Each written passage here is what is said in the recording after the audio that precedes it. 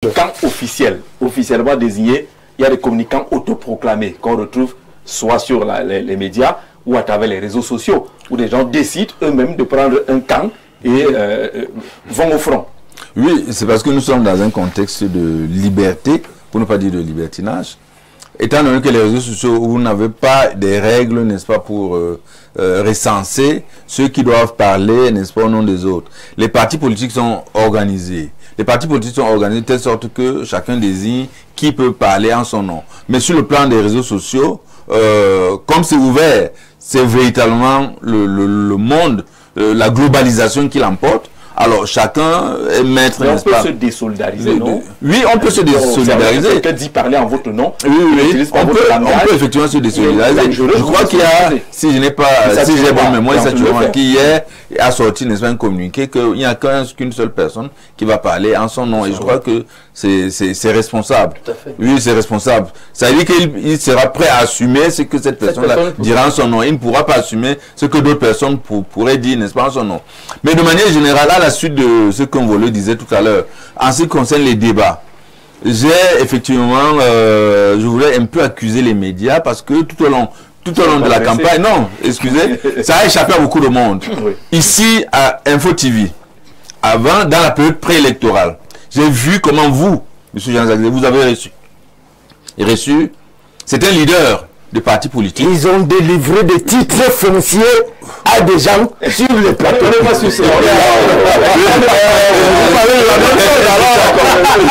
avez reçu des gens qui sont venus s'exprimer, des leaders d'opinion. On a donc pensé que pendant la campagne, les médias, tels que vous allez organiser, des débats contre débats.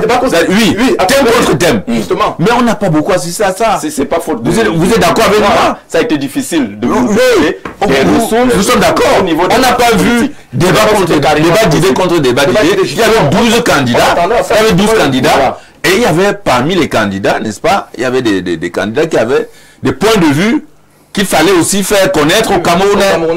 Alors, à ce niveau-là, ça s'est passé. Je suis d'accord avec vous. Les médias ne l'ont pas fait. Tout à fait. Ce n'est pas parce qu'ils n'avaient pas de volonté, mais c'était impossible de mobiliser les ressources des candidats pour faire ce genre d'émission. Tout à fait. Autre part, vous verrez qu'il y a des candidats qui se retrouvaient au nord, au sud et à l'est et à l'ouest, qui n'avaient pas des équipes de communication conçues. C'est-à-dire que il y a des candidats qu'on n'a même pas pu avoir, ne serait-ce que leur attaché de presse. Effectivement, effectivement. Vraiment assez difficile. Et d'autres qui étaient à bord des taxis Yango, où il fallait passer par le propriétaire du taxi, qui voulait lui-même s'approprier la communication de son candidat qu'il a choisi, au point où ça dénaturait même la volonté du média en question. Tout à fait. C'est pas évident. Oui. Et il y a une question de culture.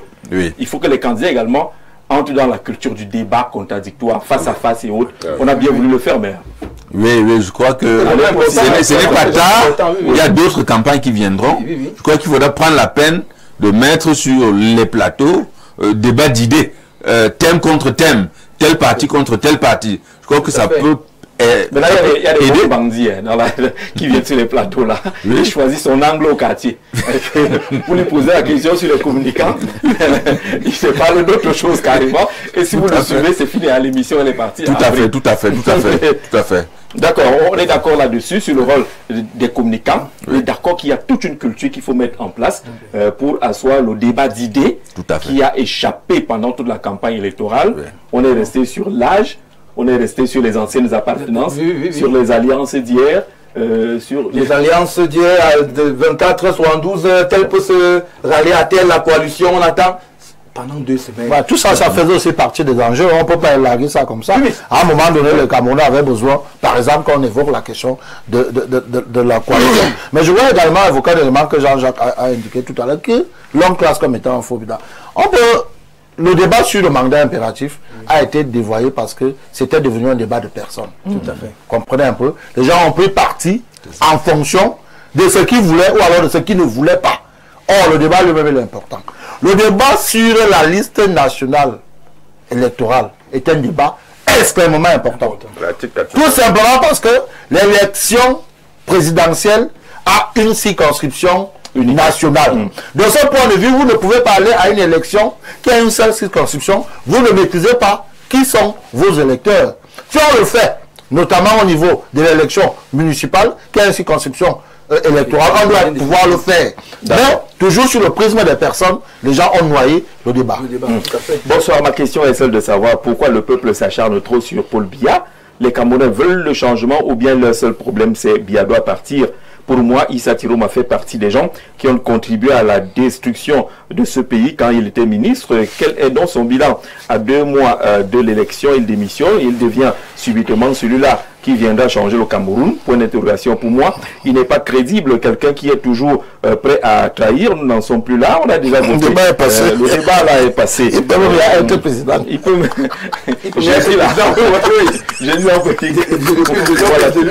Alors les communicants et intellectuels ont rendu la présidentielle 2025 plus dynamique qu'en 2018 en rendant accessibles des débats complexes tels que la succession, les réformes. Cependant, leur partialité risque de creuser les clivages ethniques et générationnels. Si Biya est réélu en gouvernement d'ouverture incluant, ces voix modérées pourraient apaiser. Sinon, leur rôle dans une transition pacifique sera crucial.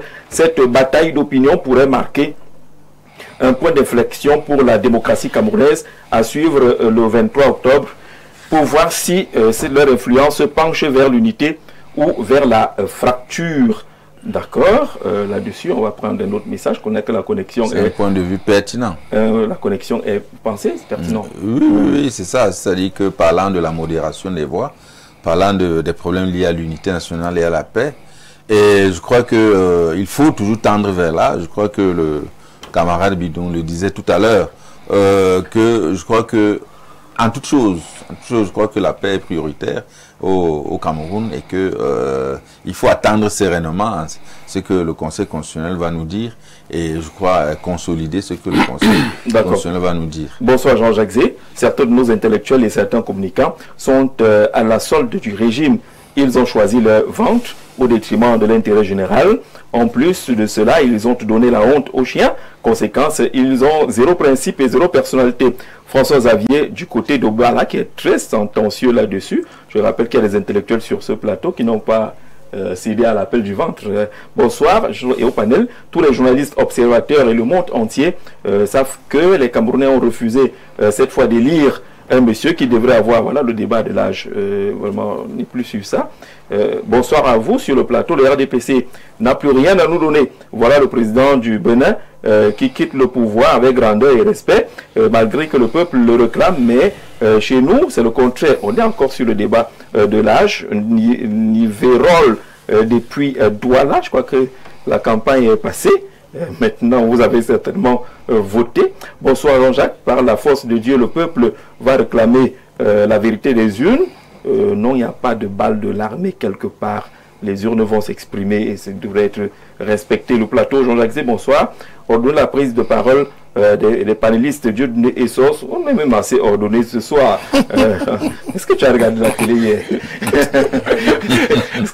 Est-ce que tu es au Cameroun? Tu as regardé la télé? Bonsoir, nous souhaitons que le président analyse les résultats des urnes et non les résultats des comme jeudi. On va le faire comment? Il faut ouvrir toutes les urnes du pays pour lire à tout le riche panel. Bonsoir. Souligner ici que le RDPC n'a pas besoin de frauder les élections, seulement en termes de représentativité dans le territoire. Il écrase tous les autres partis, donc sa victoire ne doit pas surprendre les Camerounais. C'est Néa Demana. Je crois que Saint-Éloi Bidou va pas être d'accord avec toi. Il a vu que dans un bastion dit imprégnable hier, le RDPC a mordu la poussière en plein les choses changent quand même. Il ne faut pas qu'on ait de communication carrée. Et je crois que même les communicants du RDPC nous ont amenés dans ces communications carrées. Nous sommes représentés, nous sommes nombreux, seulement nos structures, on va gagner. Descendre sur terre. Et Jean de Dieu Momo disait, faites attention à votre excès d'assurance. Non, moi je crois que je crois qu'on n'en est peut-être pas encore là, en attendant que le Conseil constitutionnel lui donne, n'est-ce pas, donne son verdict. Mais je crois que quel que soit le verdict qui sera donné, il y a beaucoup de leçons à tirer. Il y a de très grandes leçons à tirer. Il y a une véritable mutation politique, n'est-ce pas, qui s'opère et qui est en train de s'opérer au Cameroun. Il faut tenir compte de ça. On ne peut pas ne pas tenir compte de ça. Patrick, nous en sommes là. La première instance de sanction d'expression des voix, c'est le bureau de vote. Et au niveau à Yaoundé 6, c'est pas moi qui le dis, c'est M. Bidon qui a dit que le RDPC a perdu là-bas. qui gère la mairie de Yaoundé 6? Est-ce que c'est le maire qui... Non, c'est le RDPC. Non, c'est le RDPC. Je suis d'accord. Je vais vous rappeler que le maire de Dieu est le président de section là-bas. Oui. Comprenez un peu? Là, c'est pas lui. Dans la zone de Vauberti, pendant la campagne, j'ai vu ils ont arpenté l'axe qui va de Melun vers Vauberti. La route était pleine. Des gens habillés en tenue du RDPC. Mais les bureaux de vote de la circonscription là, il a perdu. Donc ça veut dire que on est à l'élection présidentielle. N'est pas faux. Vous n'est pas faux. Et quand Bidoum parle, il parle avec une certaine expérience. Quand il parle, il faut tenir compte de ce qu'il dit, de ce que vous dites également. Et je crois qu'il y a des leçons à tirer. Je ne suis pas là pour parler. Alors cette leçon, la communication, cette communication avant l'élection du RDPC, Jacques Léonce, était un peu plus faite d'assurance. Ils n'ont même pas écouté le membre du G20 qui disait que cette assurance-là pourrait être problématique. Faites attention, on n'a pas écouté Jean de Dieu Momo sur la communication du RDPC avant et pendant. Ah oui, Jean-Jacques, c'est très important. Lorsque vous avez écouté même le président lui-même intervenir juste après avoir effectué son devoir civique, il a dit que lui-même n'est pas sûr d'être réélu. Il attend qu'il soit réélu. Par contre, ses communicants sur les plateaux de télévision, chaque jour, nous disent oh, vraiment, c'est déjà gagné d'avance, ça s'est fait, tout est gagné, vraiment. Ça a dit que Coton, le Real Madrid et tout. Les communicants sont faits pour... Ils ont oublié que tout puissant Nazembe a battu le Milan AC au sommet de sa carrière. Et encore pour continuer des Coton que du monde est clair. Coton n'a pas perdu à domicile. Non, Jacques Léonce, donc en réalité, vous voyez donc la différence entre le président lui-même et ses communicants. Ces communicants ont une assurance, une arrogance qui frôle parfois le ridicule, qui énerve les Camerounais qui écoutent à la maison. Donc soit qu'il faut qu'il redescende sur terre parce que le président lui-même, il a pris le pouls, il a compris que ça bouillonne et que en 2025, les Camerounais sont davantage conscients de la souffrance que peut-être pas lui-même, mais les gens qui travaillent avec lui ont infligé au peuple camerounais depuis 43 ans. Et la sanction est là. Si en plein Yaoundé, le président réussit, le RDPC réussit à plate couture, il y a des leçons à tirer. Il faut comprendre que le peuple camerounais est en train de sanctionner ces gens. Je vais quand même donner deux précisions. Vous avez réagi sur la communication des communicants du RDPC. Y a-t-il eu des fautes qui peuvent justifier ce qu'on observe aujourd'hui? Bien évidemment, il y a des fautes parce que la communication du RDPC a plutôt présenté comment il faut menacer des personnes, comment on est aussi assuré. Quand on peut dire aux gens, Real de Madrid contre Coton Sport de Garoua, ça c'est un problème de communication. C'est une manière de montrer qu'ils connaissent le football. Quand on parle de Real de Madrid, c'est une mastodonte. 15 Ligues de champions par rapport à Coton Sport de Garoua.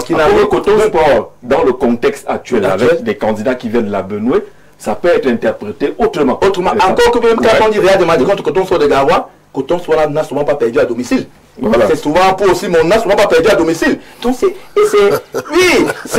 sont des techniques pour influencer, si bien que quelqu'un qui pensait même être fort, il se rabaisse directement. Quand on vient vous présenter ça, on vient, dans les raisons, on vous lance que dans l'électorat il a gagné, dans le Nord il a gagné, on prend ceci, on vous dit ci. C'est un problème. Il faut rester humble et attendre, comme disait Léonce, le président sorti du bureau de vote, lui-même n'était pas très sûr. Il n'était pas posé la question sur les perspectives, sur l'avenir là. Il a dit qu'il l'avons gagné. Quand même vous l'avez gagné. C'était une communication de circonstances bien pensée. Bien pensée. Or, ceux qui entourent et qui veulent monopoliser la parole, qui veulent montrer aux autres qu'il n'y a rien, on ressort les listes parce qu'à la veille des élections, on a sorti les listes du RDPC. Section du comité de la section jusqu'à la cellule. On a montré que de la section jusqu'à la cellule, qui a plus besoin de quelqu'un d'autre. Le sommet, deux précisions, oui. Il n'y a pas moins de 2 millions. Oui, plus de 3 millions. Pratiquement 4 millions. Ils ont oublié qu'ils avaient les deux précisions. Il y a les deux précisions. Les deux précisions. Les deux précision, c'est que tous ceux qui, les cadres, que ce soit les cadres des ministres qui ont parlé au nom du RDPC, qui ont le droit légitime de parler au nom du RDPC, si certains ont utilisé des figures de style, je crois qu'il faut prendre ça comme figure de style. Et il ne faut pas en faire un objet, n'est-ce pas, d'abus. Parce que nous avons des idées différentes. Quand nous sommes, quand nous sommes dans un débat, la métaphore, voilà, quand nous sommes dans un débat et que nous n'avons pas la même position, je crois qu'il faut respecter les points de vue des autres. Il ne faut pas passer le temps à insulter les représentants, les communicants du RDPC. Première chose, ça c'est la position que je voulais, que vous ne devez pas le faire. C'est pas juste de votre part, parce que chacun est dans son camp. Et lorsque un communicant du RDPC défend le RDPC, il ne faut pas l'insulter. Non, on a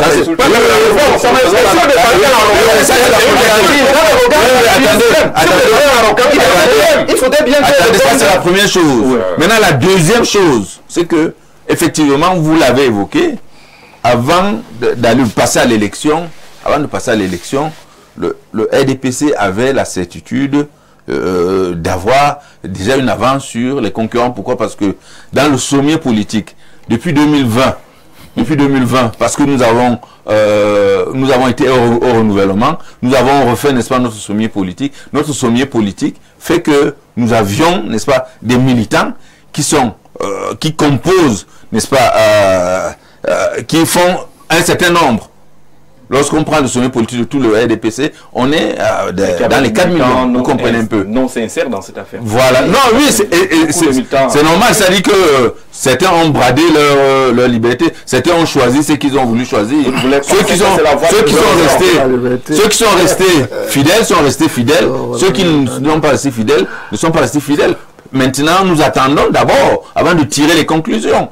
Et même en ce qui concerne Yaoundé, attendons d'abord les chiffres, avant de tirer les conclusions. C'est pour cela que nous ne pouvons pas nous hâter de tirer, n'est-ce pas, ces conclusions. On est sur les attitudes. Nous devons attendre. Franklin était en train de chuter avant la prise de parole de cette loi. Oui, ce que je disais, le RDPC essaie de représenter dans tout le pays. Parce que les communicants ont montré que le RDPC seul est capable de mobiliser 32 000 scrutateurs dans le pays, pendant que quand d'autres revendiquent, ils n'ont pas pu mobiliser 5 000 scrutateurs. Or, si 5 000 représentants. 5 000 représentants, oui. Autre chose. Oui, 5 000 représentants dans les bureaux de vote. Donc, ils ont présenté que cette force du RDPC fait à ce que directement, il peut même gagner. Oubliant que même en 90, l'Argentine était annoncée gagner 5-0 le Cameroun, et finalement le Cameroun a gagné 1-0. Oui, Coupe du Monde. Coupe du Monde 90, en Italie. L'Argentine était annoncée gagner le Cameroun avec Maradona au stade. Mais à l'arrivée, c'est le Cameroun qui a gagné par 1-0, qui est resté historique pour notre pays. Donc il ne faudrait pas qu'on pense que tout est acquis.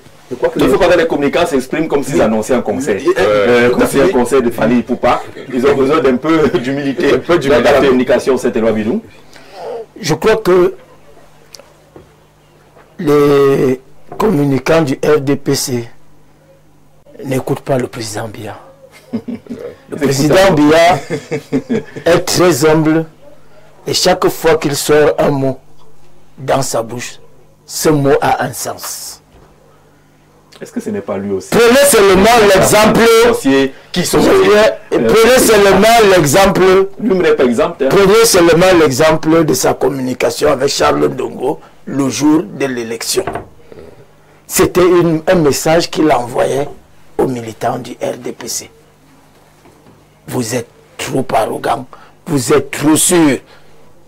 Il peut y avoir des surprises. Et effectivement, des surprises, il y en a, puisqu'on en vient à supputer que Biya a gagné, que Chirima a gagné, et autres. Il faut reconnaître le RDPC que la communication est mauvaise. Elle est entre les mains de très mauvais communicateurs. Moi, je ne suis pas de la même génération que Famendongo. Mais j'ai appris en communication que quand on s'adresse à des gens, il faut s'adresser à ces personnes dans un langage qu'ils comprennent. Si vous venez réciter Molière, si vous allez ressusciter Racine, si vous allez ressusciter, c'est-à-dire que cette grandiloquence-là ne satisfait pas les militants du LDC. Donc, si j'étais M. Famendongo, je démissionnerais du poste de secrétaire national à la communication parce que sa communication est dépassée. Je suis en train de faire un article que je vais publier après les élections sur le RDPC que j'ai intitulé « Manœuvre ». Le RDPC a besoin d'être repensé et reconstruit. On ne construit pas une maison avec des ingénieurs. On construit une maison avec des manœuvres, des porteurs d'eau. Mais les ingénieurs ne conçoivent pas. Non, je vous dis qu'on ne lève pas les murs d'une maison. Ce n'est pas les ingénieurs qui viennent lever les murs d'une maison. Mais il faut repenser. C'est un débat profond dans le RDP. L'arrivée des intellectuels. Il n'y a pas ce débat-là. Ce débat-là, c'est moi qui l'amène. Il existe. Quand je pose ma candidature en 2011, oui. Et j'ai été évincé du RDPC parce que je voulais mener ce débat où les progressistes avaient perdu avec Mila Souté et les autres. Et Massanga Yanding est venu de mon côté. On a essayé. On nous a exclus. Donc, il faut repenser le RDPC. L'arrogance, l'insolence. C'est-à-dire, vous brillez par tous les superlatifs qui sont mauvais. Non, parce que, vous savez, le message de ces élections, comme disait M. Ondo, est assez fort. Tout à fait. Si Paul Biya avait l'habitude de gagner avec un tour de main, maintenant, il va falloir peut-être 2 ou 3 tours pour qu'il gagne. Et il faut qu'on tire les leçons. Et le RDPC est suffisamment miné. Je l'ai dit une fois au conseil de discipline, le RDPC est un parti où il n'y a rien à vendre, où tout s'achète. Pour être communicant du RDPC sur un plateau de télévision, il faut être parrainé par tel. Ah bon? Si vous n'avez pas d'amour au propre comme vous figurez, monsieur, je vous dis, mais regardez bien, c'est-à-dire que, regardez bien les communicants du RDPC. Chaque fois vous recevez des messages, ils font honte. Ils sont beaucoup sans Ils sont trop près, les Ndongo sont prêts. Beaucoup sont sans et beaucoup ne veulent même plus venir. Mais parce que chacun envoie sur le plateau sa petite copine, son petit frère, son petit cousin. Ça va. Bonsoir.